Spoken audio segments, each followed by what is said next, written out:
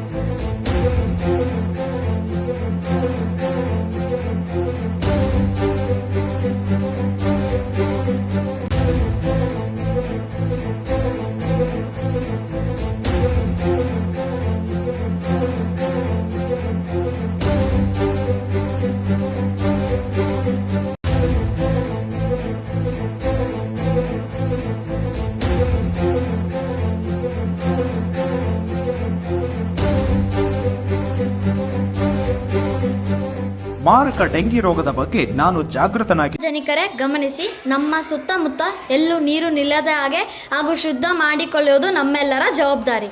ಜ್ವರ, ತಲೆನೋವು, ವಾಂತಿ ಕಂಡು ಬಂದಲ್ಲಿ ನಿಮ್ಮ ಹತ್ತಿರದ ಆಸ್ಪತ್ರೆಗೆ ತೆರಳಿ ಚಿಕಿತ್ಸೆ ಪಡೆಯಿರಿ. ಧನ್ಯವಾದಗಳು.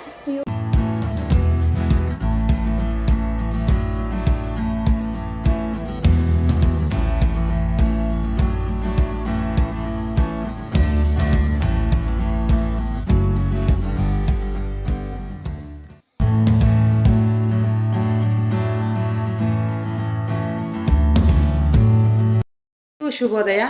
ನಾನು ಪ್ರಗತಿ ಪಬ್ಲಿಕ್ ಪ್ರೌಢಶಾಲೆಯ ಶಿಕ್ಷಕಿ. ನಾವು ಶಿಕ್ಷಕರೆಲ್ಲರೂ ಸಹ ಇಂದು ಒಂದು ಕಾರ್ಯಕ್ರಮವನ್ನು ಹಮ್ಮಿಕೊಂಡಿದ್ವಿ. ಅದೇನಪ್ಪ ಅಂದರೆ ಡೆಂಗು ಜ್ವರದ ಬಗ್ಗೆ ಒಂದು ಮುನ್ನೆಚ್ಚರಿಕಾ ಕ್ರಮಗಳ ಬಗ್ಗೆ ಒಂದು ಕಾರ್ಯಕ್ರಮ. ಅದು ಅಂದರೆ ಇಂದು ಮಳೆಗಾಲ ಶುರುವಾಗಿದೆ. ಈಗ ಇದರಿಂದ ತುಂಬ ಸೊಳ್ಳೆಗಳ ಉತ್ಪತ್ತಿ ಆಗ್ತಾಯಿದೆ, ಎಲ್ಲ ಕಡೆ ನೀರು ನಿಲ್ಲುತ್ತದೆ. ಈ ಕಾರಣದಿಂದ ಒಂದು ಏನು ನಿಲ್ಲದಂತೆ ಎಲ್ಲರ ಒಂದು ಆರೋಗ್ಯ ದೃಷ್ಟಿಯಿಂದ ಡೆಂಗೂ ಜ್ವರ ಎಷ್ಟು ಪ್ರಾಣಾಪಾಯ ಅಂತಕ್ಕಂಥದ್ದು ಎಲ್ರಿಗೂ ಗೊತ್ತು. ಇಂದು ತುಂಬ ಜನ ಇದರಿಂದ ಸಾವನ್ನಪ್ತಾ ಇದ್ದಾರೆ. ಕಚ್ಚುವುದರಿಂದ ಡೆಂಗ್ಯೂ, ಚಿಕನ್ಗುನ್ಯಾ, ಮಲೇರಿಯಾದಂತಹ ಜ್ವರಗಳು ಬರುತ್ತಿವೆ.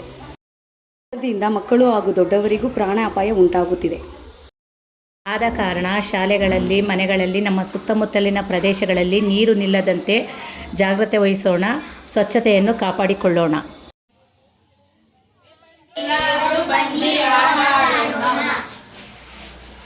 ಸ್ನೇಹಿತರೆ ನೋಡಿ, ಇಲ್ಲಿರುವ ವಸ್ತುಗಳಲ್ಲಿ ನೀರು ತುಂಬಿಕೊಂಡಿದೆ. ಹೌದು, ಬನ್ನಿ ನೋಡೋಣ. ನೋಡಿ, ತೆಂಗಿನ ಚುಪ್ಪು, ಪ್ಲಾಸ್ಟಿಕ್ ಚುಪ್ಪುಗಳಲ್ಲಿ ನೀರು ತುಂಬಿದೆ. ಇವುಗಳಲ್ಲಿ ನೀರು ಶೇಖರವಾಗಿದ್ದರೆ ಈಡಿಪಸ್ ಸೊಳ್ಳೆಗಳು ಉತ್ಪತ್ತಿಯಾಗುತ್ತದೆ. ಇಡಿಪ ಸೊಳ್ಳೆಗಳಿಂದ ಏನಾಗುತ್ತದೆ? ಇಡಿಪ ಸೊಳ್ಳೆಯಿಂದ ಡೆಂಗು ಜ್ವರ ಬರುತ್ತದೆ. ಅವು ಇಂತಹದ ವಸ್ತುಗಳಲ್ಲಿನ ನಿಂತ ನೀರಿನಿಂದ ಹುಟ್ಟಿಕೊಳ್ಳುತ್ತವೆ. ಅವು ಹಗಲಿನ ಹೊತ್ತಿನಲ್ಲಿ ಕಚ್ಚುತ್ತದೆ. ಇದರಿಂದ ಡೆಂಗು ಜ್ವರ ಬಂದು ಮಕ್ಕಳು ಮತ್ತು ದೊಡ್ಡವರು ಬೇಗ ಸಾವನ್ನಪ್ಪುತ್ತಾರೆ. ಹೌದಾ? ಈ ಸೊಳ್ಳೆಗಳು ಅಷ್ಟೊಂದು ಅಪಾಯಕಾರಿನ? ಹಾಗಾದರೆ ಇದರಲ್ಲಿರುವ ನೀರನ್ನು ಚೆಲ್ಲಿ ಬಿಡೋಣ ಬನ್ನಿ.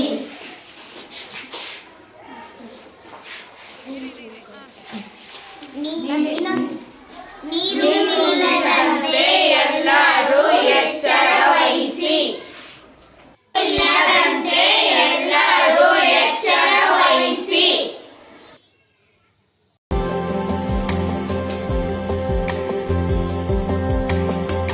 ಮಾರಕ ಡೆಂಗಿ ರೋಗದ ಬಗ್ಗೆ ನಾನು ಜಾಗೃತನಾಗಿದ್ದೇನೆ. ಮತ್ತೆ ನೀವು ನಿಮ್ಮ ಮನೆ ಸುತ್ತಮುತ್ತ ನೀರು ನಿಲ್ಲದಂತೆ ಎಚ್ಚರ ವಹಿಸಿ. ಡೆಂಗಿ ವಿರುದ್ಧದ ಹೋರಾಟದಲ್ಲಿ ನಮ್ಮೊಂದಿಗೆ ಕೈಜೋಡಿಸಿ.